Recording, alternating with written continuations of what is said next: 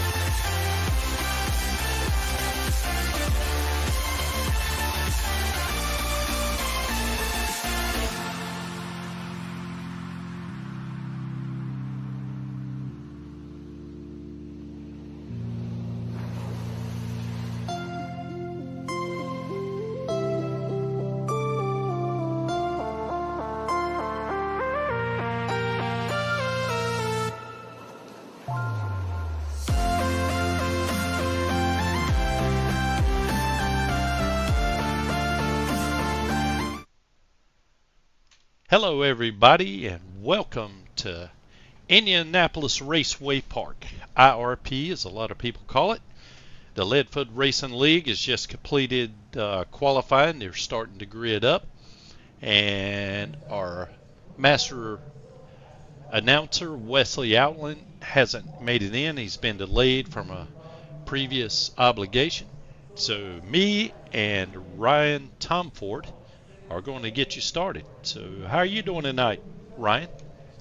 I'm good. I'm excited for this race. You know, I was watching the Craftsman Truck Series race here over the weekend on TV, and you know, it was very exciting to watch. So I'm excited for these drivers to, you know, race around this, amazing racetrack here in Indianapolis. Yeah, me too. I'm not really sure where this track is located, but since I do know it's a short track, so we probably need to get through the starting field. Starting on row 1 will be the 45 of Aiden Neese. He grabbed As we can see on screen, that's your starting grid for tonight's race. Aiden Neese, your championship points leader. He's had 3 wins this season. He starts from the pole position. Dylan Porter there on his outside starts in that P2 position. Jacob Brown there in third. Good starting position for him as Jason Woodham starts there in the 4th position. In 5th, we've got Landon Farmer. He sits 4th in the championship standings. And in the 6th position in that 22 car is Bruce Pearson. Landon Brown, who's also had a good season up to this point, finds himself buried down there a little bit farther in the grid in 7th. And Chris Norris finds himself in the 8th position. So here we go. We're getting ready to take the green. As we're coming to the green here for this 125 lap race around IRP Speedway, we'll have a caution break at lap 40, but Aiden Neese gets out to the jump. And he's going to lead this first lap around IRP as Dylan Porter is chasing him. He's about a car length back as we've had someone there in the background. I believe that was the 26 car of Landon Farmer.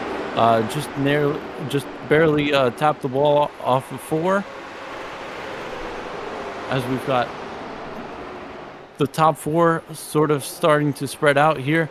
As it looks like Landon Farmer is going to make a move here, possibly towards turn 1 as he dives down the inside of Jacob Brown.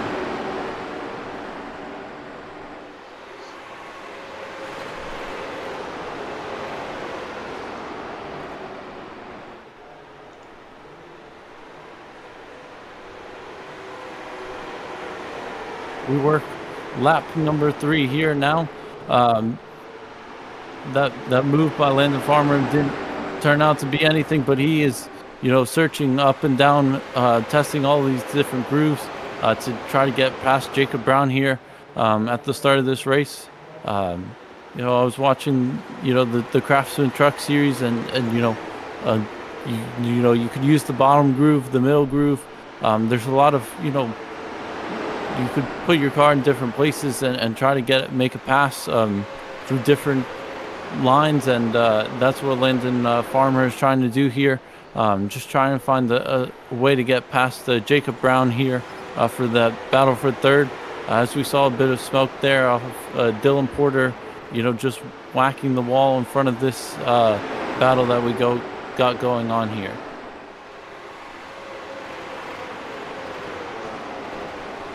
So Ryan, can you hear me okay?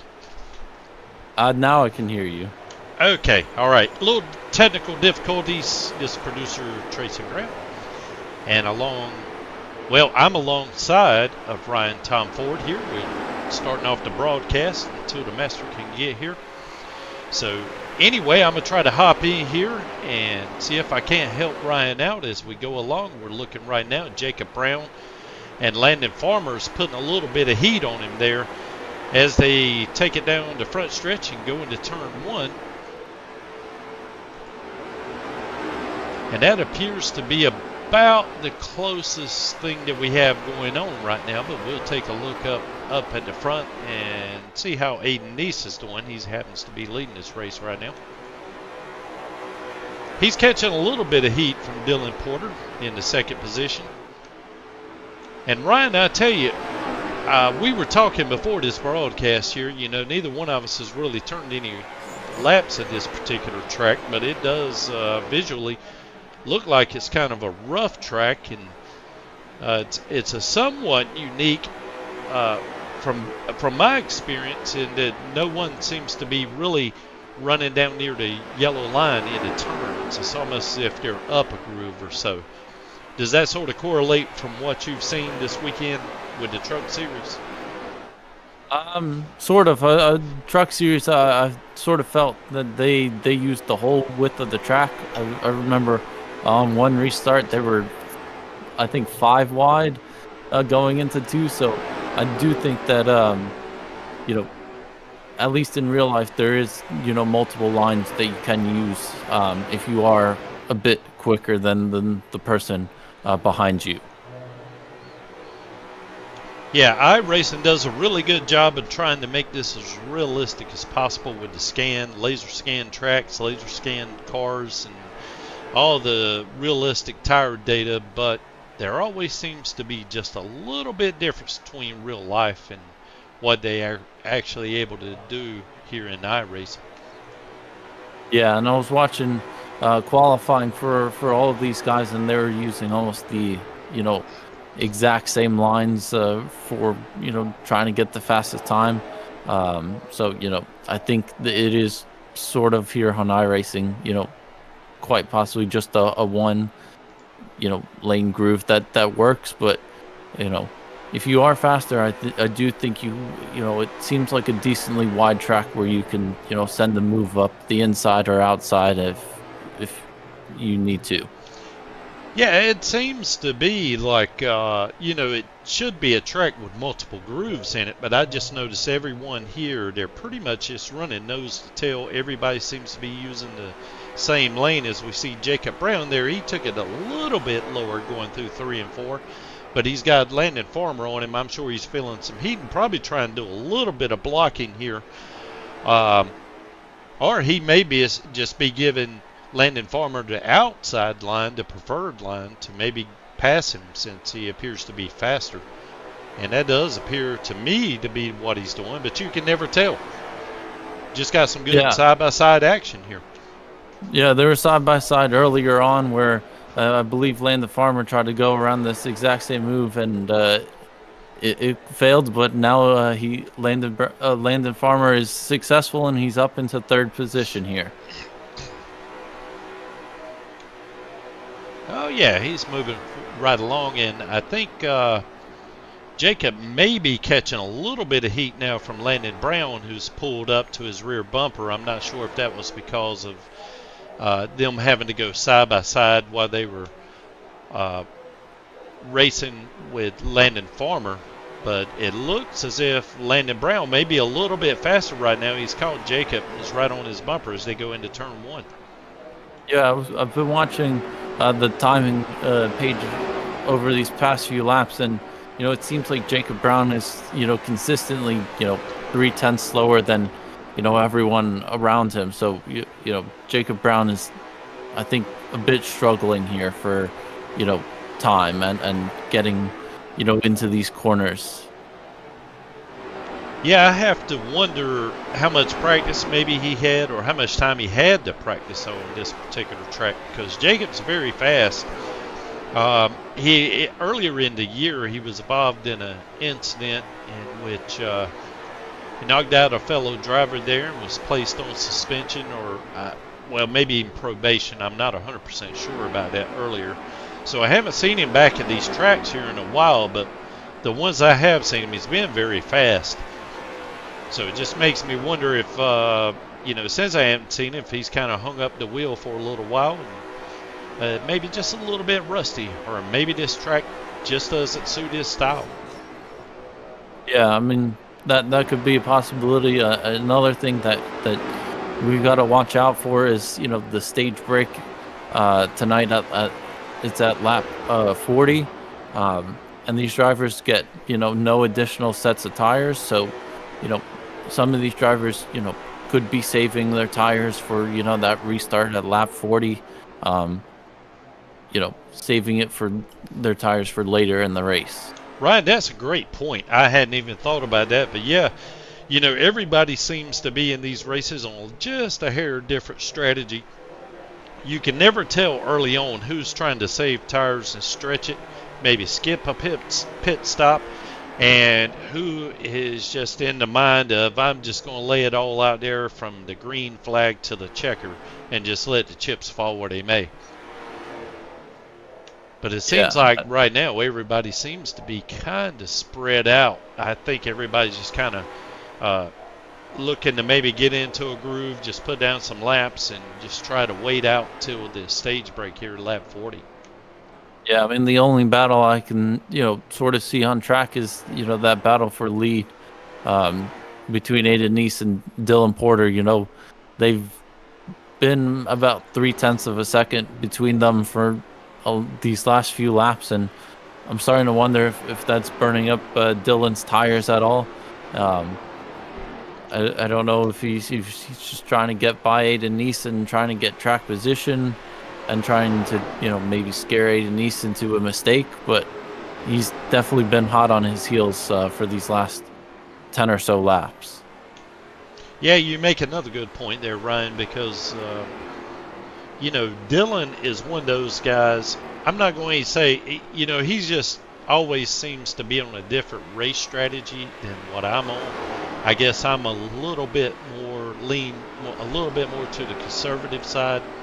And I really think that Dylan is a little bit more aggressive, if you will, during his runs.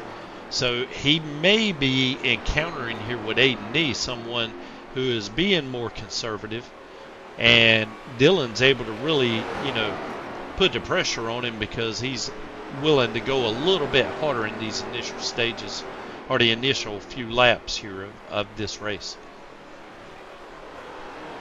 But at either rate, he's really, he's closed in. He's right there at his bumper. And, well, I just want to say, too, you can never tell, like, again, early on in these races, you kind of want to save your tires. So Dylan may be content just running second and keeping pace with Aiden and let him set the pace and, not to excessively wear his tires till later on in the race. Yeah, I mean, it seems like Aiden Neese out front has slowed down the pace, just slightly from those opening few laps. So I wonder if they're pacing themselves out here out front, but, they're pulling away from Landon Farmer, who's in third, but they may just be saving tires, but at just a much faster rate than the rest of the field. Yeah, I totally agree with you there. You can just never tell. I've been involved with a number of these races, and I've lost them about every possible way that you can do. Matter of fact, I used to give everybody strategy advice. Just do opposite of what I do, and you'll be successful. So you can never tell how these things go. You just got to be in position towards the end to be able to make a run. You've got to hope that you've saved enough car and tires, as we see Dylan Porter kind of paint the wall with his right front there. Yeah, we're coming up with 8 to go here before the stage break. Yeah, we got Landon Brown right on Landon Farmer. It's the Landon and Landon show here. Like you were saying, closing in at the lap 40 stage break. I wonder if Landon's going to try to put the pressure on Landon Farmer. Yeah, it was a 10th faster that last lap to, close up here on the bumper of Landon Farmer. Landon Brown, is the biggest mover tonight. He's up 3 positions, and he's trying to get one more position off of Landon Farmer. Yeah, and Ryan, this right here is a great view of what it looks like inside the car. You really have to practice to be able to develop that muscle memory of when to get on the throttle and to brake, because when you're tight on somebody getting into a passing type situation or position, you've got the bumper of the car in front of you that just fills your windshield, and you really can't see anything other just to the inside or to the outside. So in order to be good, you've really got to know by feel of when to let off the gas, ride the brake, and know what your car is capable of in different lanes as well. Yeah. It seems like Landon Brown here is, testing that lower lane. Past few laps, I think this is the first time I've seen someone really test out going down that yellow line down there at the bottom of the track. Yeah, and you can see him get a little bit loose getting in there on the brakes as well. And you can see what it's like, boy, when you really close up on them, you know, to really get tight to someone, you can see nothing but spoiler. So Landon's doing a really, really good job here. He's really putting the pressure on Landon Farmer. Hopefully they play nice and, you know, with only 2 or 3 laps here till the stage break, don't do anything to damage their vehicle. Yeah, I mean, if they you know, they can be, you know, a tad bit more aggressive. They do have all these drivers will have one fast repair tonight in their pocket if they do get into, you know, an incident at all. As we see, Landon Brown just tapped Landon Farmer out of 4 there. Just, you know, a love tap in the rear. Yeah, he got him a little squirrely there, you know, just saying, hey, I'm here and I'm faster than you and I want that position before the stage break, but it doesn't look like he's going to be able to make it. Yep, as they are coming up here to lap 40, he'll get probably 2 more attempts at a pass. You know, Landon Brown definitely looks stronger, you know, out of 2, so he'll be side by side here trying to make an attempt down the inside here into 3 and 4. Oh, and there we go. There's caution for the stage break. And I'm sure that we have a caution sponsor, so I'm going to try to find it over here. Yeah, tonight's caution sponsor is Blue Line Soft Wash. Well, I tell you what, since I'm not sure if we'll have a chance for a commercial break, and it'll give us time to wait for Wesley to get here as well, since we're at the stage break, we're going to go ahead and take a commercial real quick. We'll be right back with you.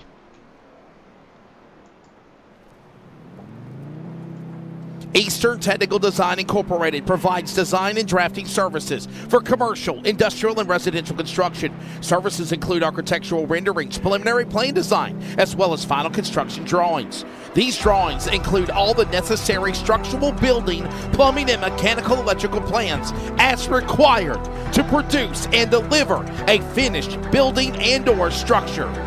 This company is proudly owned by LFRL's Tracy Brown. Eastern Technical Design. Contact them today at 252-245-1599 or email them at easterntechnicaldesign@gmail.com. Commercial, industrial, and residential construction. Eastern Technical Design is the perfect plan for your building needs.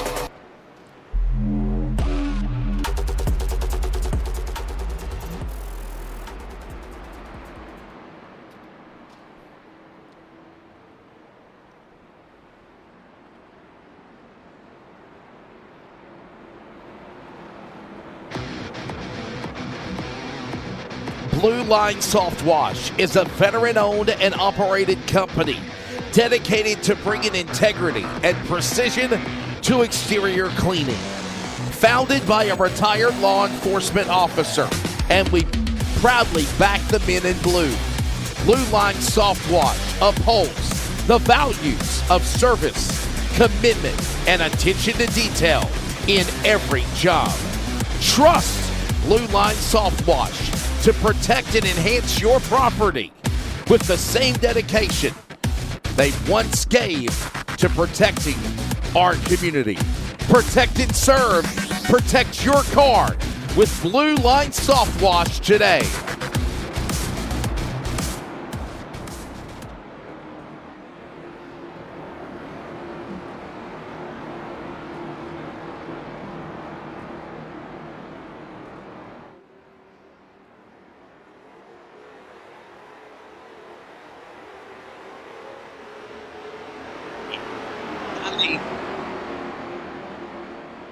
Jacob Brown's leading out there as we're 3 wide with Aiden East in the middle.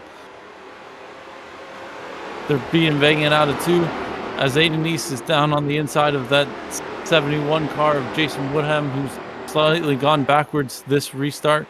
As We got Jacob Brown, Chris Norris, and Aiden East, your top three, as we got Wesley in the commentary booth right now. What's up, buddies? Sorry Hello. I'm late, Tracy. I had to announce a real racing event, and then it got weathered out with about 2 features remaining, so they made a decision to go ahead and pull the trigger, and I was like, all right, I got to pack up, get on the road, LFRLs tonight at IRP. I like this place, man. I like this place.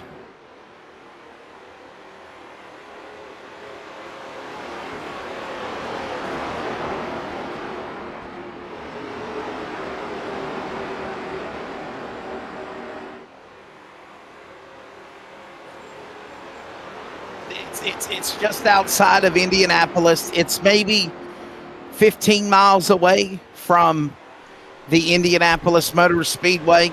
And the NASCAR Craftsman Truck Series race here on Friday night. Lane Riggs from Bahama, North Carolina, actually picked up the win.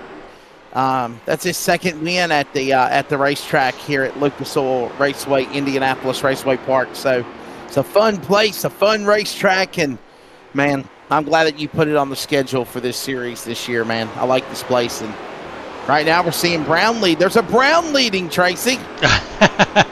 Yeah, I don't think that's any relation. And before I get too much further, I was just talking away after we came back from stage break, and I just noticed I had my mic muted. So sorry if the broadcast seemed a little strange there with you and Ryan talking back to me and nobody ever able to hear me. But yeah, we were talking about Jacob earlier. He was falling back a little bit. But I was telling Ryan, that he was involved in an incident earlier on this season and was put on probation. And so he hasn't ran a few races with us, and now he's come back. And I was starting to wonder, he's very fast when he was racing. And so I didn't know if he just didn't have enough practice or whatnot, but here he is now. I mean, he could have been saving tires and, just trying to make it to the stage break, ready to put it down here and now. You're exactly right. As by the way, I just popped in at the stage when the stage actually, got going at the end of stage 1. I was kind of watching it a little bit in my car. Whoa, hold on, guys. Oh no. Boy. Is that Aiden Neese, last week's winner, the points leader, and the 3 get together? Oh, my goodness, Ryan. We got trouble here coming off of turn 4, buddy. Yeah, that's our first incident of the night. It's been sort of clean and single file for the whole night, and that's our first, major incident. So the caution out. We're going to queue up a replay maestro in the production truck, our buddy, Mr. Tracy Brown. We'll see what happens here. I didn't actually get a flag for a wreck, so we'll see if we can't get it. Well, it was the 45 and the 3. I can tell you that much. Yeah, and for those that are joining us on the Community Radio Network, we welcome you to coverage of the Leadfoot Racing League, and we are at the Indianapolis Raceway Park. That's Lucas Oil IRP. Ryan Tomford, boy, he's a new iRacing broadcaster. Tracy Brown, color covered for me until I got here. And boy, talk about throwing Ryan Tomford to the wolves, bro. Tracy, he was ready to go tonight, though, man. Right? I mean, look, well, I had some technical difficulty starting out as well. He couldn't hear me on his end. I was able to broadcast, but he couldn't hear what I was saying. So he took over, did a great job, took us right through the starting grid, and got us starting here until I was able to work on some stuff to where he can hear me. So, I used to say I'm a broadcaster in training, but I think I'm a producer and a broadcaster in training here. Now, you wear a lot of hats, Tracy. It's always good working with you. Hey, by the way, I missed you on Wednesday night. I thought you were going to do Hampton Heat with us, but I guess you got busy with your work and stuff, and I understand that. Well, actually, unbeknownst to me, that turned into grandkids night.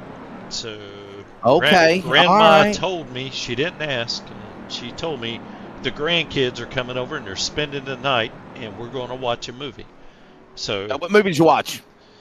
Oh, it was the K-pop Demon Hunters. I think it was an animated feature there. It came highly recommended by Chris Golden. However, I'm not quite feeling it the way that Chris was. Gotcha. Have y'all seen the new Happy Gilmore 2 yet? Have y'all seen it? No, I haven't. Have you, Ryan? I'm watching that tonight, so no spoilers quite yet. Okay, all right. I watched it. I mean, I waited until it dropped at 3 a.m. When it dropped on Friday morning at 3 a.m. Eastern time on Netflix, I watched it. It's different than the original movie, but it's got a good plot, good points. It's good. You'll like it. We're coming to green. Back out of the CRN restart zone as the green flag flies. FWM green flag wraps up another blue line soft wash caution. And we are back to racing here in the Circle City 125. I tell you, Wesley, I just wanted to mention, even though it was sort of a lazy spin a while ago, if you look at the front end of Aiden East's car, it looks like he got the worst end of that damage. Still able to continue.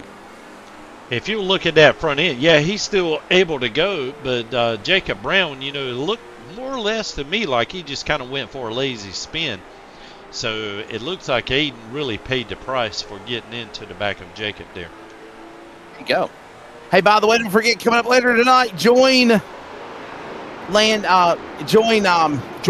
Tomford and myself with Cody Deemers coming in from Indianapolis in the Brickyard for the RDR, Ross Dalton Racing Development Late Model Stock Racing Tour, Round 2, the Bull Ring at Las Vegas Motor Speedway. Got a fun one here tonight for LFRL at Iracing, Indianapolis Raceway Park. IRP will be at the Bull Ring at Las Vegas this evening. That'll be around 10 p.m. Eastern Time. As right now we are closing in on halfway, Ryan Tomford, and what a run for Landon Farmer, the 26 now up in front. But look at Aiden East now getting sideways. Dirt tracks it off 4. Dylan Porter to his inside as they work in 1. Yeah, Dylan Porter has been, hounding Aiden East for, it seems like now 40, 50 laps, since before that stage break. Dylan Porter was, following Aiden East. Those two were out front by, 3 seconds, multiple seconds out in front, and Dylan Porter was chasing Aiden East, and it's happening all again now.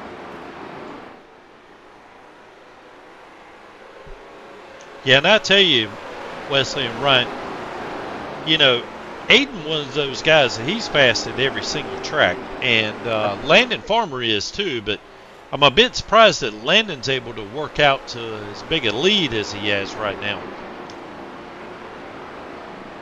The Circle City, I think I said the Capital City. My apologies. I've got Wake County Speedway on the brain. We had the Capital City 175. Capital Chevrolet 175 on Friday night at Wake County. But nonetheless, it is the Circle City 125 presented by Eastern Technical Design. Hey, Tracy, I hope you're proud, man. Your sponsor was blaring at Greensboro Coliseum and in Greensboro during the All-Star Games on CRN. Oh, my goodness, man. Night. Yeah. Oh, Lord, you should have, captured that with your phone and sent me at least the audio of it there, Wesley. That'd be pretty cool, man. Well, Ryan Tomford can tell you that I'm telling the truth because he was a phenomenal rookie sideline reporter making his debut in the All-Star Games. Oh, and, I forgot that y'all were going to be doing that. Oh, my goodness. Yes, sir. Yes, sir. Was that Ryan? Ryan, was that your first basketball game? Or was it basketball? It was basketball and soccer. Yeah, it was the first time commentating anything besides racing. So definitely an experience, and I enjoyed it. Oh, wow. Yeah, I'd be lost for sure there. They played soccer guys, I'll tell you that much. They played soccer inside the Coliseum?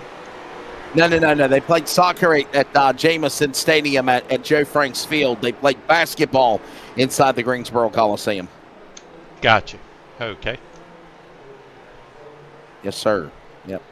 Hey, by the way, we just passed the halfway mark as we are in the second half of this race. Let's see a little bit about Indianapolis Raceway Park, or Lucas Oil IRP, formerly known as Indianapolis Raceway Park. It is a beautiful facility. It is a multiple track layout with a 0.686 mile speedway, oval track, That's close to 7/10 of a mile. The road course is 2.5 miles, and there is a drag strip. The home. Did you guys know this? I think you did. The home of the U.S. Nationals is at Indianapolis on Labor Day. I had no idea, to be honest with you. Really? Yeah, you know, I live in North Carolina, man. I don't get out much, so. So you know, like the U.S. Nationals of drag racing, though, it's like the Daytona 500 of NHRA. It's held here every Labor Day weekend. On Labor Day, they start on a Thursday, they go all the way through Labor Day, and they finish on Labor Day Monday. Who was Johnny Carson's sidekick? I done forgot now. Gosh, but anyway, Ed you used to say Ed McMahon. Yeah, Ed McMahon. I did not know that. I did not know that, sir. I did not know that. Star Search. That's it. Okay, yes. We're unveiling how old we are again. That's Poor right. Ryan, he's like, Star Search? He don't have a clue as to what we're talking about. No clue. Do you know what Star Search is, Ryan? Not a clue. Oh my goodness, there you go. Well, it was before American Idol and Publishers Clearinghouse were together, and they, basically operated under the same roof. It felt like. So yeah. Hey, back to the race at hand though. Here at IRP, it is Farmer in the lead. Porter now second spot. Aiden Neese under attack by Landon Brown. There goes Landon Brown. Landon Tracy decided to go to a baseball game yesterday, I think, instead of going to the races. Yeah, I think that was a family member. I'm not sure if it was his cousin or what, but yeah, you know how family goes, man. You're a little bit more obligated to go to those as opposed to the things that you want to do, if you will. Yeah, I get it. Not saying he doesn't want to. I just want to make that clear. But, I'm sure he would love to have been there. Didn't you go to a go-kart track this weekend? I did. I was asked to. I was going to actually have an off weekend, and I actually got asked to fill in and announce at Tri-County Kartway. So that's where I was at. And then I was there today working with this new junior driver pro series or something, junior driver dirt series, and that was really good except for the weather. The weather, I was looking at the radar. So we're closing in on 50 laps to go, by the way. I was looking at the radar, and I was like, well, I think we're going to start seeing some pop-up showers and thunderstorms. It's humid. It's in the air. The air is sultry. It's just very, it's a very, very, the forecast was just the perfect conditions for it. And sure enough, we got the first one in, and then it took an hour and a half to work the track back in. Tracy, which put me behind schedule already, and then we got back going, and then with 5 out of 7 races completed, the bottom fell out again, and they made a decision to go ahead and call it. We're pooped out. We had enough racing today. I'm not. I told them I had to go do iRacing. Well, me and Ryan definitely appreciate you showing up here. And nonetheless, I'll tell you what, Ryan, what a job we are seeing right now by Farmer. Landon Farmer. Could he finally break through and find victory lane? But there's the 26 car, but look out behind you. Dylan Porter coming after him. Dylan Porter has been, strong all day, and, he's sort of catching Farmer. These last few laps, they've had about the same lap time, so, it's quite even out front. But they're sort of dropping Aiden Neese and Landon Brown there. It seems like after Aiden Neese got into that wreck for our second caution today, he's definitely not had the pace to be up front anymore, and he's definitely feeling the pressure from Landon Brown there in fourth. Tracy, are you going to join us this Wednesday for the Redbud 400, buddy? I'm planning on it, but I told Cody. Speaking of Cody, anyway, I'll go ahead and tell you this. I'm planning on it, but it appears that Wednesday has been nominated as Grandkids Night. So I'm Again? not 100. I'm not sure. I have to get with Grandma, find out. Gotcha. But yeah, Roosters community posted on the chat there. They wanted to know what had happened to Aiden Neese because he was leading the race, and now it looks like he's tore up. And honestly, I think Aiden may have gotten a bad deal there because his car is tore up. And the incident that he was in with Jacob Brown really did not look that bad, but it has really tore up the front end of his car and probably forced him into, hitting the wall with that right front after that splitter not even splitter, but valence got bent up there. So now his car is really, really ailing. So I'm not sure if Roosters community has Cody within it, but anyway, there you go. There's your answer, Roosters community. There you go. Hey, by the way, the oval track has a front straightaway and a back straightaway of 699 feet. That's 1 foot shy of 700 on both ends of the spectrum. The turns are a quarter-mile long, and the straightaways, obviously, are 5/8 of a mile. So there you go. Keeping up with the parameters of this awesome racetrack here. Track width varies from 50 to 60 feet, Ryan. I mean, that is an awesome place. And anybody remember Thursday night Thunder, Lucas Oil? I remember it. I didn't watch it, but I do remember it. USAC, Thursday Night Thunder, where Jeff Gordon, Tony Stewart all came from. Thursday Night Thunder right here at IRP. The first national track that actually looked outside the box on a national TV level with the USAC Silver Crown Midgets and sprint cars and actually broadcasted on a Thursday night. Well, on prime time. On Thursday nights, I was on Speed Vision watching the Hooters Pro Cup, switching between North and the South Series. A big Bobby Gill fan. He passed away earlier. Yes, sir. The number 5, the black and green. Yes, sirree. And I was also fans of, the guy. I do apologize. Sometimes I get a brain fart. I can't remember the Marty Lindley. Golly, I can't believe that Marty name. Lindley. Marty Lindley. He raced with us earlier this year. As crew chief for Connor Zillich, I think it is, and for Dale Jr.'s Xfinity Series. And I used to watch him. He's from the South, but it seems like to me he used to run the North Division of the Hooters Pro Cup. Marty Lindley did run in the Northern Championship. If you remember back in the day, the Hooters Pro Cup Series had a 52S or a 5N or 5S, and basically, if you remember, there was a Northern Series, a Southern Series, and you could run either or, but basically they took the top 20 of points in the North and the South, and they had that 5 Crown Champion Series. Yeah, and I tell you, that was absolutely brilliant. I used to love that because you'd watch all year, watching the Northern drivers and the Southern drivers. You'd have your favorites and, see the winners. And then at the end, you had a five race championship series where they would combine them all. And that was some good TV, man. Very good. 35 laps to go. There's no change in anything on the racetrack as it's still Dylan Porter leading the way. Landon Farmer was leading a few laps ago, and he's just fallen back to 4th here. There's Landon Farmer. I think his tires have gone away.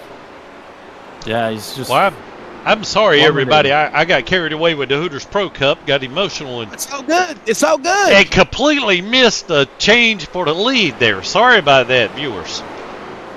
The viewers saw it was a 4-wide battle there.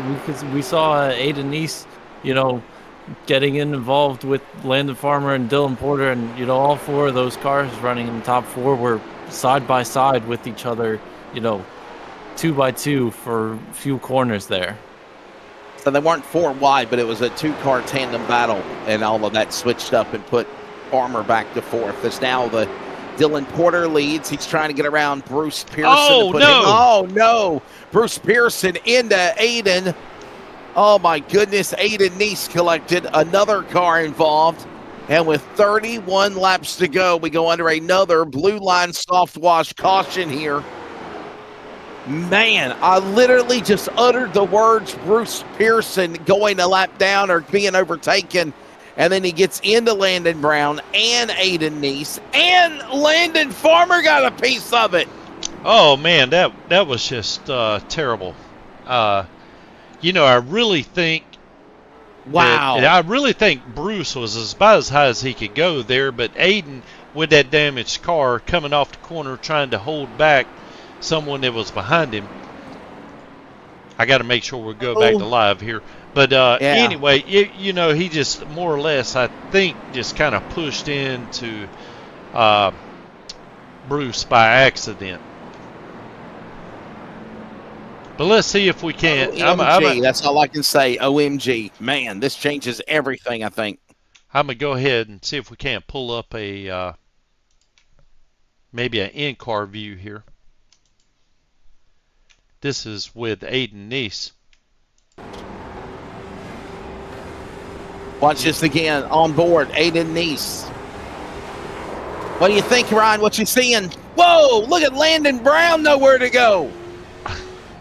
Yeah, I would like to see that from a different angle. I don't know if, Aiden Neese just got too high and had Bruce Pierce had nowhere to go. But just seemed like a slightly weird incident here. Oh, man. Oh, wow. Yeah, it's just hard to place blame there. That goes under the category of one of those racing incidents.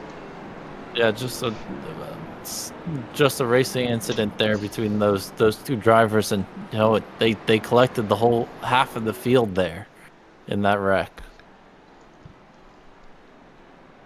Yeah, Aiden Neese into the wall, and then now he gets involved in another accident to set us up with under 30 laps to go here for the Leadfoot Racing League at the Indianapolis Raceway Park. That's IRP, Lucas Oil IRP. Hey, by the way, don't forget wow, oh my goodness. I'm not sure if Dylan may have been trying to cool his tires by running through the grass. I'm not 100% sure there. Well, that's smart right there. Hey, next week, the penultimate race of the series. Next Sunday, South Boston Speedway. We're going to Sobo. It's also sports night. South Boston next Sunday night. And then the finale at Myrtle Beach Speedway.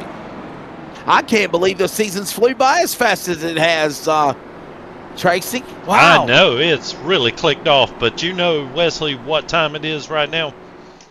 Oh, man, it's time to go back to green. CRN restart zone. I just throwed it. To go. I put the graphic up a couple laps early, but, man, it's time to dig. Sponsored by Golden Racing here. You're going to lay everything you got. You're putting the pedal to the metal and let the chips fall where they may. Golden Racing, time to dig. You better put your car to the front if you can, and in a hurry, Ryan. 25 to go next time by. Yeah, Aiden Neese just whacked Jason Woodham there in the background. There, Aiden Neese is trying to get aggressive through the field and trying to get back to the front. It was just close enough to 25 to go. I could just feel it. Everybody's laying down what you got, hoping that you keep it between the ditches and hoping you're going to be able to have enough left here at the end to take the victory, as we see Jacob Brown closing in on Landon Brown. Man, they hit that loud pedal, and as you said, it was go time. It was go time. They knew it was time to go, and that's exactly what they're doing. Rocking to the front or showing their strength now. Landon Brown, what a solid run for this guy right now in the number 2 position. by the way, the number 3. That's a very unique Bass Pro Shops Ducks Unlimited number 3. That's Jacob Brown. But the Diecast Pro Shop number 3 is looking good. He is running down Brown. Also, as they work, close it in on 20 to go here, Ryan, off of turn 4. Look at this pass for second heating up. Yeah, Aiden Neese has caught this top 3 pretty quickly. He was down there in 6th and 7th place, and he's just closed up and is right on the leaders now. Yeah, and I wanted to make a quick statement there. If you look at the front of Aiden Neese's car, you'll notice Brown, it is repaired. Brown, Neese now poking back in view, and so is Woodham.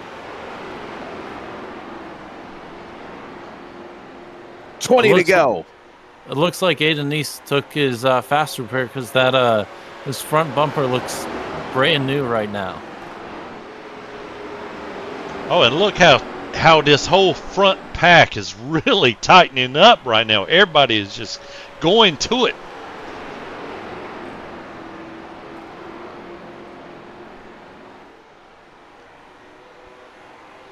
Five cars now. You could throw a blanket under them as they work single file back into 3 and 4. Dylan Porter in the top spot. Here comes now contact. Up the hill goes Brown. The other Brown stays to the inside of Porter. And here comes Neese back to the bottom. He'll throw the block on Woodham. And these 5 cars now know it's go time, if you will. Ryan, look at this battle for the lead, for second, for third. And the wall goes Porter. Here comes Brown to the lead. And on the inside comes Brown. Jacob Brown to the lead. Crossover. Here comes Landon Brown to return the favor. We're 3 wide. This is what you love about IRP, baby. Yeah, this is exciting. This is, I was watching the Craftsman Truck Series. They're 3 wide, and they're doing it here in the Leadfoot Racing League as Aiden Neese whacks the wall there into turn 1 as he's high in turn 2 as well. 3 wide again. 3 wide. Porter losing ground. Here comes one, and there's contact. Up the hill goes the 10. Holds his log up into the marbles in the Tainer patch. Up in the top shelf where Grandma hides the cookies from Grandpa and sometimes the dentures as they work again in 1 and 2. What a save.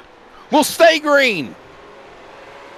Unbelievable, Tracy. And now with 15 to go, a new Brown, Jacob Brown. Diecast Pro Shop, orange, green, yellow, number 3 to the point. And Aiden Neese right back to second again. Well, I tell you, like I mentioned earlier there, Jacob Brown, he's been fast in the races that I've ran with him. And so I was a bit surprised that he was dropping back earlier in the race. But then again, it was just like I was telling Ryan, you can never tell what kind of strategy these guys are on. But obviously his strategy seems to have worked out because he's got a little bit left in the tank and really able to put it down. But Aiden Neese, he's in the same situation here, and he's got a brand new car, nice shiny, got it waxed up, repaired all the damage. I mean, it's going to be close here, man. These are some great drivers, so it wouldn't surprise me if any of the top 5 or 6 here won this thing.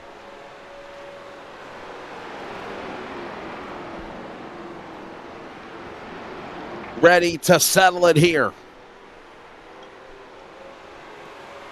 12 to go. Neese on the inside. Finally, Brown. Whoa! Up the hill. Here comes Aiden Neese again. Remember, Aiden Neese won the Twins last week. The Twin 50s we had. And Aiden Neese and now Jacob Brown fighting for that spot.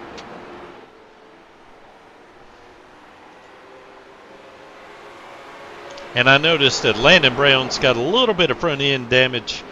And, it's not much, but that could be the difference here coming to the end where everybody else has, fresh paint.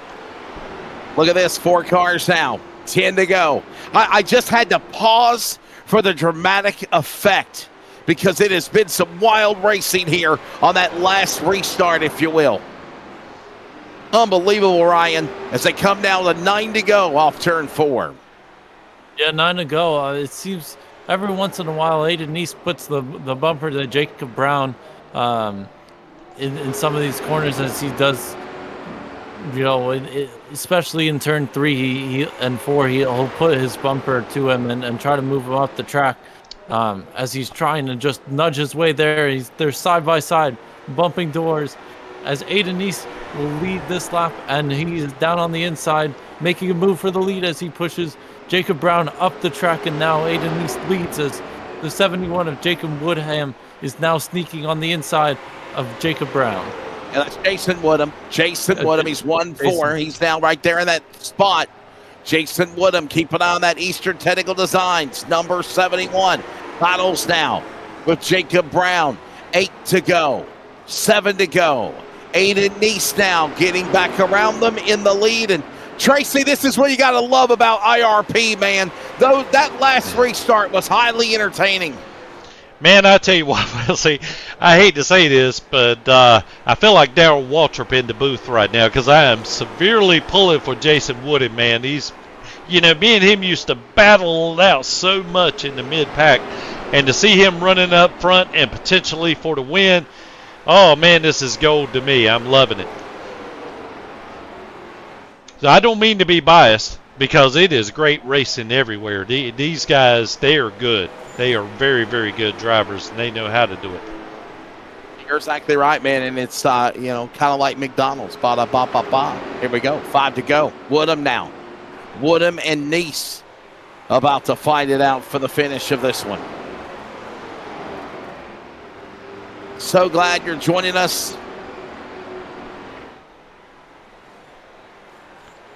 Boy, it's been a good one. Oh, boy. There was a shot. He gave him a shot, but he saved it, though. 4 to go. Down to the inside. Here comes Landon Brown. And, oh, my goodness, you got Brown and Brown battling. And now you got Neese and Woodham going at it with 3 to go here as they work off 4. Ryan, wow. Oh, take your pick. I don't know who to show. They're battling side by side. I guess I got to go back to the leaders. To the leaders, and you'll see the view up ahead. As now Aiden Neese will clear by Woodham. Let's go back now for third. Is that singles? That goes single file for just a moment. Look at this battle. Racing hard. Oh, we got contact up ahead for the leaders. They were just bouncing off the wall. I saw concrete dust for Aiden Neese. Oh, my goodness. It looked like Aiden Neese just whacked the wall there. He did. Woodham just was able to get underneath him there, but not able to make the pass. Here they come, Tubby. Tubby Energy. Tubby Energy, 1 to go. Final time. Will he get there? Neese. I'll see you on the other side. Godspeed, Ozzy Osbourne. Who's going to be at the start-finish line to the checker? Aiden Neese, Jason Woodham. One more dive. Can't get there. Powers to the inside. There he goes. He's pulling to the inside. Oh, my God. Who got Jason? Did it. Jason did it. He got him. Oh, my God. Jason did it. I'm sorry, guys. 3 1,000ths of a second. Jason Woodham wins at Indianapolis. What a finish there. Unbelievable. Oh, teammates, Landon and Jason, both running for Triple B Racing there. Oh, my goodness. Man, that was exciting to me, guys. I'm sorry if I let loose there a little bit. Damage. What a finish, Ryan Tom Ford. My goodness, look at that. And Jason Woodham, he's not won since Hickory. His second win on the series, I believe. And hey, and Tracy, you got to be happy. Eastern Technical Design on the front of the number 71. Hey, man, he's sporting the colors, representing well there. Oh, come on, Jason. Do me a donut, buddy. Oh, boy. And, by the way, he's also promoting Community Radio Network, so I got to give him some love as well for promoting CRN. I didn't even ask him to do that, and he's got the logo for our network on the car. Man, is he going to burn it down? Jason Woodham, is he going to burn it down?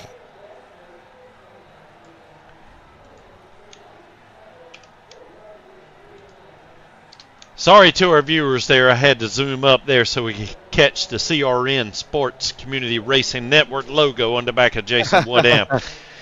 Oh, my goodness. What an absolute race. I don't know how many different lead changes there were. I know Jacob, Aiden, Dylan Porter. I mean, oh, my goodness, man. It was just all over the place. What a race for only to have 8 drivers. Yes. Here's the results for tonight. Look at this. Jason Woodham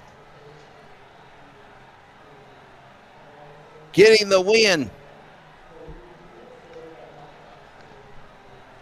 Aiden Neese second. So I'm looking at my timing and scoring, by the way, guys. It only updates to the 1,000th. Okay, so it was 0.03 at the line. This might be, Ryan, welcome to the LFRL, by the way, my friend. But Tracy Brown, as we're in season 3, quote me if I'm wrong, Cody Deemers, because I know you're in the chat box getting ready for the Ross Dalton Racing Late Model Series. We got that for you coming up at the top of the hour at Lucas at the Bull Ring at Las Vegas. But Tracy, I believe that is the closest finish in series history for the Leadfoot Racing League. Wesley, I don't think you're wrong there. That's pretty doggone close. The only closest... Nonetheless, Jason Woodham picks up the victory. His most recent win was at Hickory. 4th position he started, he wins. Aiden Neese will finish 2nd. Landon Brown 3rd. We'll talk to all of them on the podium coming up. Jacob Brown the top 4. And that's the rest of the finishing order of Bruce Pearson, Chris Norris, Dylan Porter, and Landon Farmer. You know, I got to say this, guys. I got to say this, Ryan. Tonight's race, again, proves that, you know, quantity beats quality every time. Oh, I mean, we've had 8 cars out here, but it felt like we've had way more in that last, like, 30-odd some laps. It seemed like craziness up front, and it definitely felt like there was a lot more cars, and then I read the time and scoring, it just says 8, so wildness in the end of this race. Wesley, can you hear me now, buddy? Can, man. I was tossing it to you, and then I was like, I think he's messed up his mic again. So. Oh no, I picked up the toss and I was going to town. But anyway, I could tell from your reaction there that you couldn't hear me. So I think my software is kind of losing focus here, or either that or well, anyway, I'll work on it. Like I say, I'm a producer in training. But we'll get this sorted out, man. Tracy, I got it. Tracy, all I was going to say was I think that this tonight was the closest recorded history in the finishing order of the LFRL. I mean, this was amazing. Yes, it was the closest one in the LFRL. The only other one that I've been involved with when I was racing with 4Wide at North Wilkesboro, I actually got the win with a what would you call it, a winning interval of 0.000 seconds. I don't know. Gotcha. But so anyway, I was tooting my own horn there, man. I might have a record there, if you will. But anyway, I got to get these commercials lined up, man. So we'll get ready for the interviews. Let's play these commercials because I spent time creating them.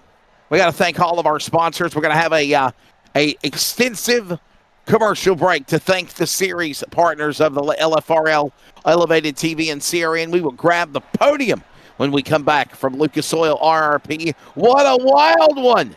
Jason Woodham wins here tonight at Indianapolis. Back in a moment. Okay. Blue Line Soft Wash is a veteran-owned and operated company dedicated to bringing integrity and precision to exterior cleaning.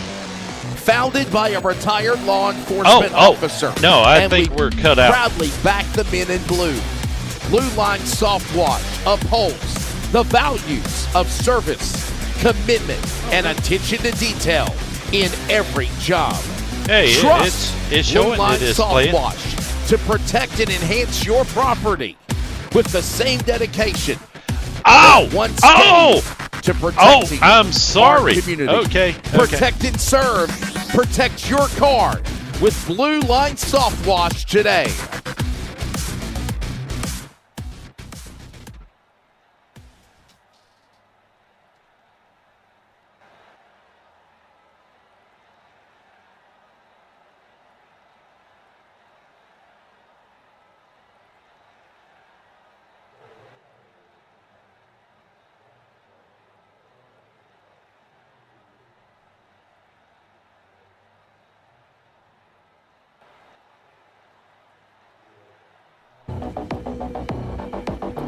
Tar River Environmental, located in Rocky Mount, North Carolina, is a premier provider of professional logging and land clearing services, proudly serving communities across the Tar Heel state of North Carolina.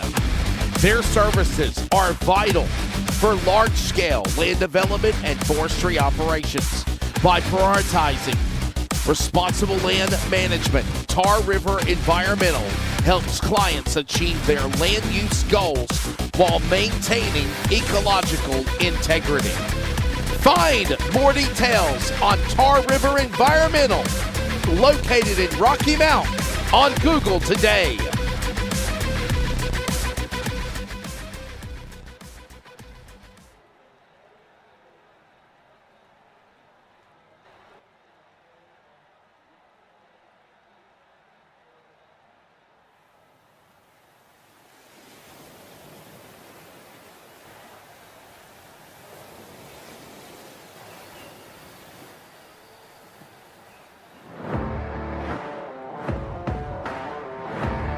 Would you like a spot of tea and some crumpets?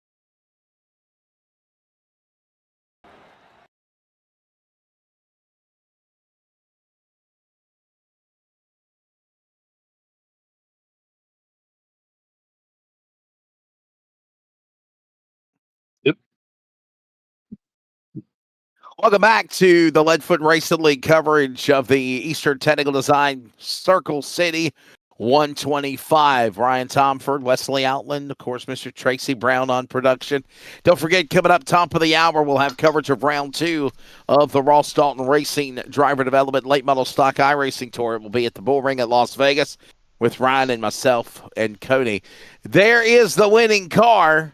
There is the man, Jason Woodham, finally a winner of the Leadfoot Racing League. Man, I think didn't you win last year? It was Hickory last year, wasn't it? Or was there a controversial finish at Hickory? I think you were a part of.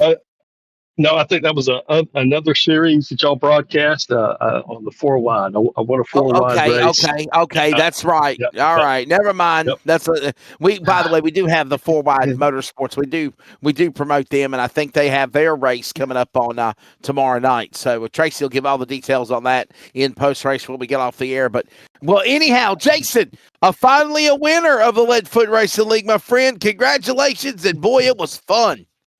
Thank you. Yeah, that was a lot of fun, and I was 2 laps from not even being an afterthought. That caution doesn't come out. About to have to pit under green, and it's all over with then. So, like I said, the only way I could get up there was with tires, and it was still, they made me earn every bit of it, and I had like 50 lap fresher tires than they did. So those guys are fast, they're good, they're hard to pass, but pulled one out tonight. Ryan. Yes, Jason, you were in second on that last lap, and then you had one of the closest finishes in Leadfoot Racing League. How did you set that move up on that last lap? Well, I had to keep reminding myself that to let the tires do the work. Don't just pitch it out under him, because he was getting off the corner. If he held me down, he could get off the corner and beat me to the line. So I had to come back, breathe it a little bit, and then just really drive it in there. I may have used him up a little bit, but I hope you understand. First win and all, I needed to do what I needed to do. Yeah. Well, Jason, this is Tracy Brown here, one of the former members of the Mid-Pack Marauders. I hope you remember me. I absolutely. Like I said, I'm proud to carry Eastern Technical Designs on the car and be a part of the Triple B race team, and that's all because of you, Landon and Lynn. Well, I tell you what, Jason, I think there were hints of Darrell Waltrip in the booth when Michael Waltrip won the Daytona 500 coming at the end of this race. I let loose. I might have busted a few speakers. But, man, I was tickled to death, and, I used to kid you a little bit that me and you were kind of the mid-pack guys. We'd battle amongst ourselves and, just try not to finish last. And, man, we used to swap paint so much. And I tell you what, man, I was just so tickled to death to see you take the checker flag. No offense to Aiden. But I didn't think you were going to have it going into turn 3. It just looked like you weren't going to have enough. But all of a sudden, coming out of turn 4, it was like you gassed it up. Was that the fresher tires doing the work there for you? Oh, absolutely. It was all tires, because everybody knows how fast Aiden and all the other guys are, man. And I still am a mid-pack guy. I just was able to maybe outluck them, maybe outsmart them. I don't know, but that's what it took tonight. So I'm just proud to be there. Well, hey, before we let you go, man, please thank your sponsors, Jason. And, man, I want to tell you also, I know you got Eastern Technical car, but, man, I appreciate you promoting my company, the Community Radio Network that I've proudly had for 7 years. Well, actually, I'm proud to do it too, and you can thank all the Browns for that. They asked me to join their Triple B team this year. This is the first year I ran with them, and so I ride whatever livery they want to put me in, and I'm proud to do it. So it's Eastern Technical Design, it's your radio, it's Elevated TV, it's all those guys. So, like I said, proud to be a part of it. Congratulations, Jason. First win, by the way. First career win in the Leadfoot Racing League. I remember announcing a race, and it was for 4-Wide Motorsports, and it was a late model race at Hickory, and that was a pretty damn wild one when he won that race. But that was for 4-Wide Motorsports when they had a Thursday night late model series. But finally, a winner of the Leadfoot Racing League. is the man right there. Of course, the 71, Jason Woodham. Let's grab now the 45. He swept Oswego last week, and this week he'll finish in the number 2 spot. Good, solid points day, but man, it felt like an up and down day though for you, Aiden Nice. You'll settle for second, sir. Yeah, just really unfortunate there with the 3. He kind of pitched me down, and the way that these cars work, you kind of learn it at Oswego. If it gets into a seam or a bumper on, it just stays tight, doesn't want to do nothing, and that's kind of what it felt like. And unfortunately, it happened twice. One with the 3, and then one with David Person when Landon Brown came underneath of me. So a little unfortunate, but I'll take a second place finish. That finish was awesome, and Jason just had way better tires than I did. When I was in front of him for like 2 laps, I could see him diving in harder than I could. And I was like, yeah, this is not going to work for me. Ryan, and then Tracy for post.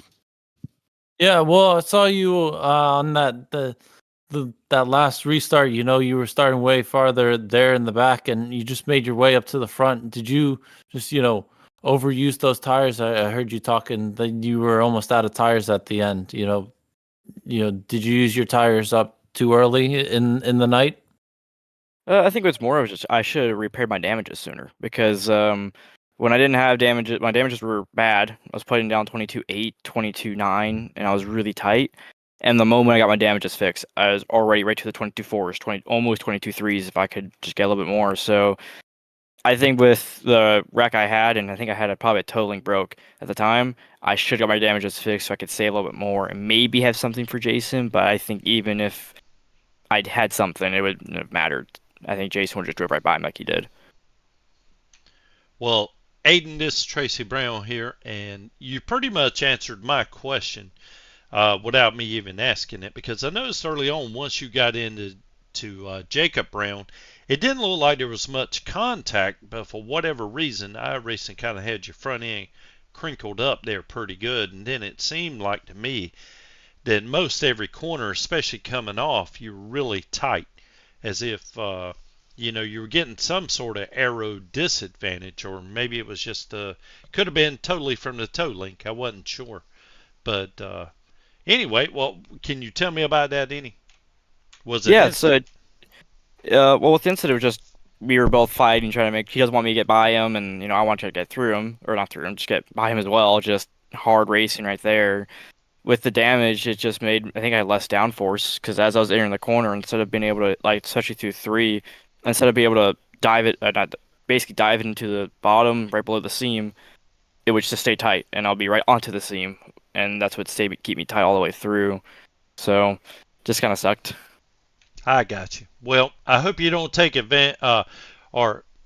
take any offense to me kind of pulling for Jason there. Me and Jason have battled many race, back in the 10th, 11th, 12th position. So it was great to see him get the win. And, you're up front most every single week. So, like I said, me being a producer and practicing broadcaster here, I hope you don't take any offense to it. I take 0. I mean, it was awesome. He raced me really extremely clean, or at least I thought, and passed me clean as well. I mean, I have no issues. I think it was awesome, and congrats on the first win to him. What was the car? Was the car used up, Aiden? Yeah. I mean, just tires were like at 13%. I could legitimately feel like at any moment my tire was going to blow. I gotcha. I had a feeling you were like really loose. I said one time in the broadcast you were dirt tracking, and definitely a good solid run though, man. Before we let you go, please thank your sponsors. Keep a push down to 2 races remaining. We'll see you at Sobo next week, penultimate race of the year. Yep. Big thanks to Scratch Kitchen Parkway Grading and Justin Brooks for his amazing paint scheme. Just hopefully better luck tomorrow or next Sunday. On the road to a championship for season 3. That is the finish. Coming down the front stretch, I think, on the white flag. And we'll grab, that's Aiden Nice. We're going to grab now Landon Brown. Landon, it's good to hear from you on the podium.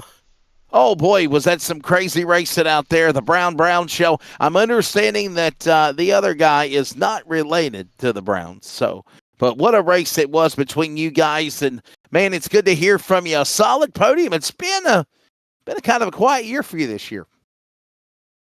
Yeah, this has been a bit of a lull in my LFRL career, but man, I've never been so excited to finish third, because It was looking really rough there at the end, and I felt a pit in my stomach when I threw the block on the 3 and put us 3 wide. You know, we Thought lost you were gonna win it. 3 or Thought you 4 were gonna win it. positions.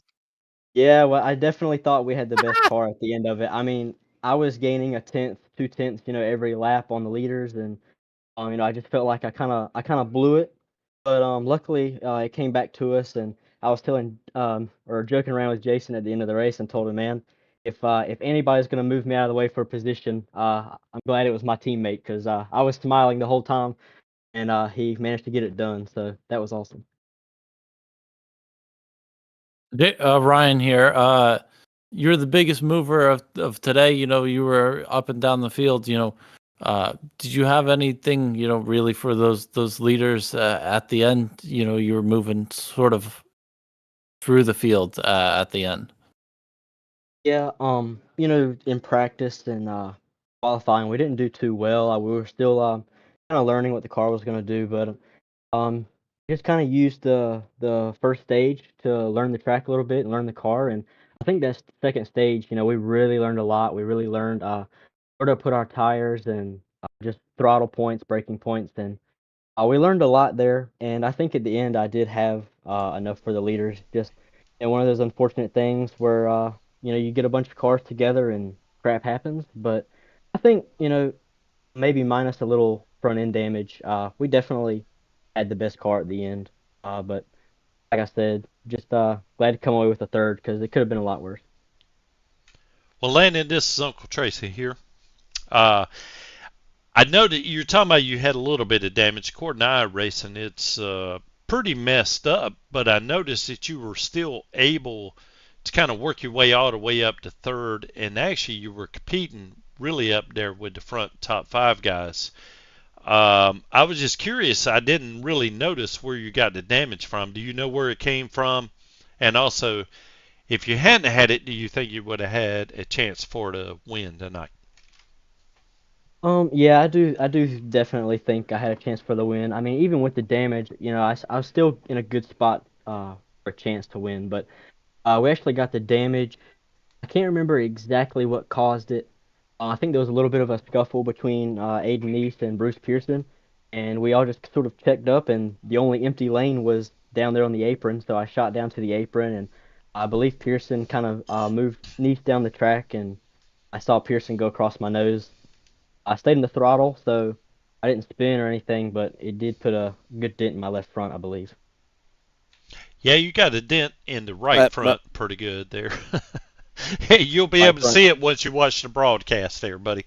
Okay, yeah, I have to replay it. I quote, I your asked the car 10 looks car in like front it of me. was the demolition squared circle Landon. It Yeah, looked, yeah, demo squared circle mode, my friend. Yeah. yeah, I asked I'm the 10 car what my damage looked like. He told me left front. I couldn't tell, but it was right front. It was right yeah. front. I don't know. I just knew I had damage. Well, I'm just surprised you were able to do as good as you were with the damage that you had. So congratulations on the third place finish tonight, and thank your sponsors while you're at it. Yeah, 100%. You know, of course, we got to thank Eastern Technical Design. Like I said, I'm super happy to see Jason get his first career win, driving for Triple B Racing and in the Eastern Technical Design car, and glad I could put it up in a third place position. I got to thank all the guys at CRN and Elevated TV, Sim Gaming Expo, and Arctic Esports. They've helped me out here the past few weeks with an Xfinity deal, and everybody that just makes this league go around because I couldn't do it myself for sure. There's a lot of stuff that goes on in the background, and I'm just thankful for all of it. Landon, I can't believe that it's been 3 seasons now that you contacted me right before Christmas of last year, and we put this still together. It's a very fast 10, 12-week series. We're already in season 3, penultimate race in the championship in the balance soon, and I do got to ask you, what are you working on for season 4? Yeah, me and Tracy and Lenny, you know, we've been kind of throwing some ideas around and coming up with a plan, and we actually have a schedule made, a rough draft, anyways. Hey, I think it won't change a whole lot, but we do have plans for season 4 for sure. twins, bring back twins, bring back twins. All right, we'll look into it. I actually really liked the twins as well, believe it or not. I really did. Matter of fact, it was Jason Woodham that came up with that idea last season, and so we implemented it in this season. There you go. Well, ladies and gentlemen, that, of course, is, Landon Brown. Always good. Known him for many, many years, and always putting together what he's done with the Leadfoot Racing League and the rest of the Brown family, Lenny and Uncle Tracy. And Tracy, another phenomenal job punching the buttons. Even though he had to unveil on the radio, he had to go pee, but it's all good. Sorry about that, listeners. Got caught on a hot mic again. Hey, listen, Tracy, if they could have Forrest Gump shake the hand of John F. Kennedy and say, I gotta pay. Hey, I must have drank about 15 Dr. Peppers. It's all good. Like, really, it's a natural thing. So, Ryan, Tracy, it's time to strap in. Hold on. Tar River, sir, moment of the race. And I'll be honest with you, I honestly think, Ryan, as Tracy finds it, cue up the damn restart with about 30 laps to go, 20 to go, but we can't do that. But the last lap, Ryan, how wild was it? And up till that, the race was exciting too. Yeah, it was exciting, sort of all the way through, but it really started to kick off with, the 30 laps to go. And, this last lap was just incredible between the Aiden East and the eventual winner, Jason Woodham. Back straightaway, final time. There's the move down to the inside to the outside. Working around Woodham and Nice. Here they come. Working off the corner. Down the back straightaway. I mean, this thing's in slow motion. You ain't got to put it in slow motion. Put that sucker in fast forward, if you will, Tracy. Here we go. Excited. He said, oh, my God, Wesley. Oh, my goodness. Here we go. Good googly moo. What's going to happen? That. Oh, what a finish. I like IRP. That's why I like IRP.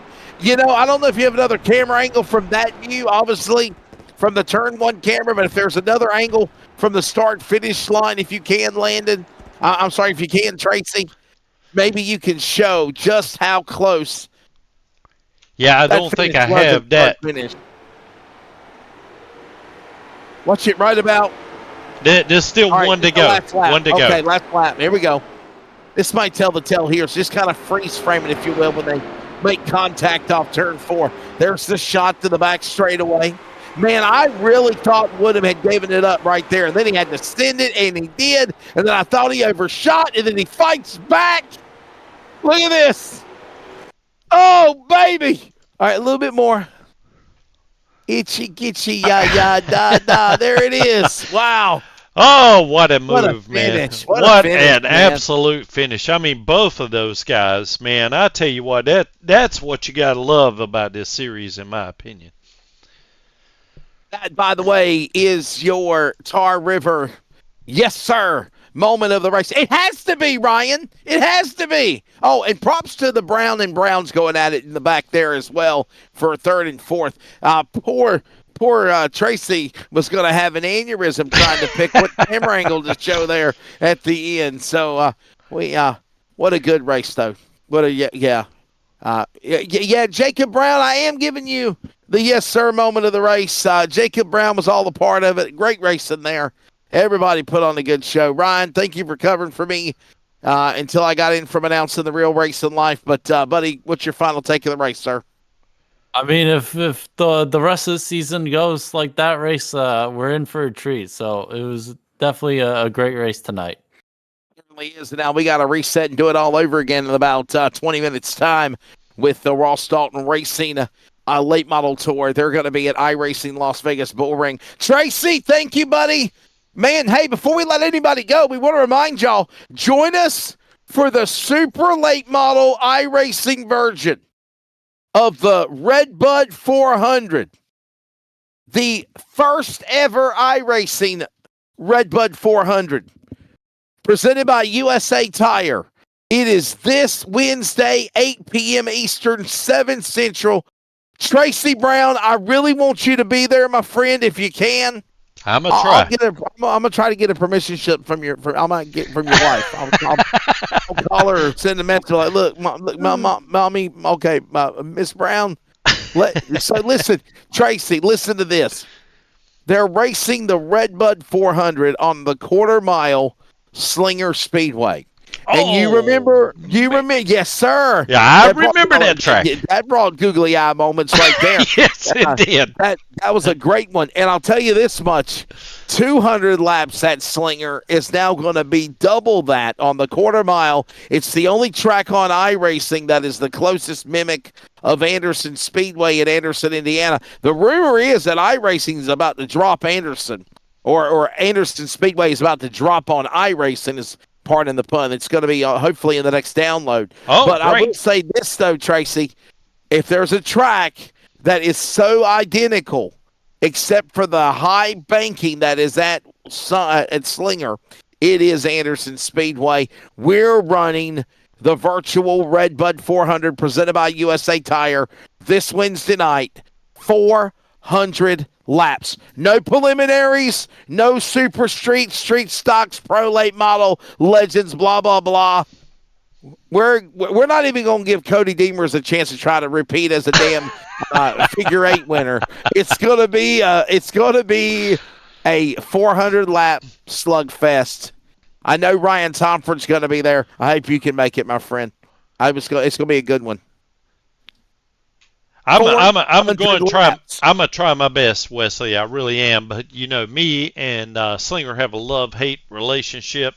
It made love for me to show up, but I hate to be there. That is one tough daggone track, man. So hopefully I'll have better luck being able to broadcast a little bit there with you and Ryan on Wednesday night. I hope to be there with you guys. Yes, sir. Thank you. Well, buddy, before I do let you go, another sponsor you guys have is 4Wide Motorsports. Can you let everybody know what's on deck for tomorrow night? Yeah, absolutely. 4Wide Motorsports is going to be running the SK Modifieds at North Wilkesboro Speedway. And I got to commend these guys. They have, earlier on when I first started watching these guys, I'm coming totally clean here. Like I told you last week, these things are like darts without feathers. And somehow or another, these guys have managed to harness the horsepower that's underneath these things. Are really putting on a great show. So I hope everyone that's watching tonight to kind of tune in tomorrow night for 4Wide Motorsports Network and kind of join in on a little SK Modified action at North Wilkesboro. There you go. Well, ladies and gentlemen, that is what's around the corner of, obviously, for the Leadfoot Racing League presented by Eastern Technical Design, the Season 3 penultimate race of the schedule. If you don't know what penultimate means, it means next to last. That will be the next to last race of the season next Sunday night. We're going to Sobo, South Boston Speedway. Maybe one of the announcers at Sobo now, our friend Scott Shive, will definitely try to plan to make it for that because it is his virtual home track that he announces at. Nonetheless, as always, follow the Leadfoot Racing League. Get signed up for Season 4 and more on the Discord channel. And, of course, as always, Elevated TV and the Community Radio Network. For Ryan Tomford, for Tracy Brown, our producer, director, congratulations to Jason Woodham, a first career win at Lucas Oil Indianapolis Raceway Park. He gets the victory in the Circle City 125. Take care now. Remember, top of the hour, we are live again for Ross Dalton Racing from the Bull Ring at Las Vegas for the Viva Las Vegas. Thank you very much. The Viva Las Vegas 125 coming up at the top of the hour. We'll see you next week at Sobo.